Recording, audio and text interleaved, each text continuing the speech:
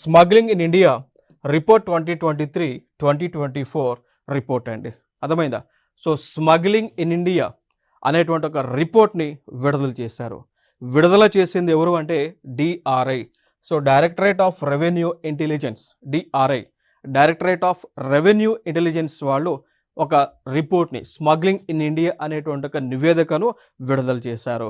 అంటే ఈ నివేదిక యొక్క సారాంశం ఏంటి అంటే, భారతదేశంలో పర్మిషన్ లేకుండా ఇల్లీగల్గా ఏ వస్తువులను దిగుమతి చేస్తూ ఉన్నారు, రవాణా చేస్తూ ఉన్నారు అనేటువంటి ఒక నివేదిక అండి. ఓకేనా? సో ఇక్కడ లైక్ స్మగ్లింగ్ సంబంధించి కూడా కొన్ని రకాల స్మగ్లింగ్స్ ఉంటాయి.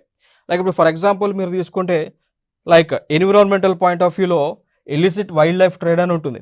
అంటే కొన్ని నిషేధిత జంతువులను ఒక ప్రాంతం నుంచి ఇంకో ప్రాంతానికి తరలించడానికి వీలు లేదు.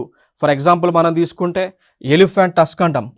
ఏనుగు యొక్క దంతాలను పర్మిషన్ లేకుండా ఒక ప్రాంతం నుంచి ఇంకో ప్రాంతానికి తరలిస్తే అది స్మగ్లింగ్ కింద పరిగణింపబడుతుంది. ఎగ్జాంపుల్ వీరప్పన్.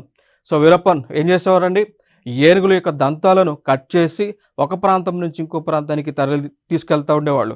దాంతోపాటు టైగర్ యొక్క స్కిన్, సో పులి యొక్క చర్మం కానీ, దాంతోపాటు జంతువులకు సంబంధించినటువంటి స్కిన్ ఇదంతా కూడా స్మగ్లింగ్ చేస్తూ ఉండేవాళ్ళు. సో అదంతా కూడా భారతదేశంలో నిషేధించినటువంటి ఒక కార్యక్రమంగా చెప్పుకోవచ్చు.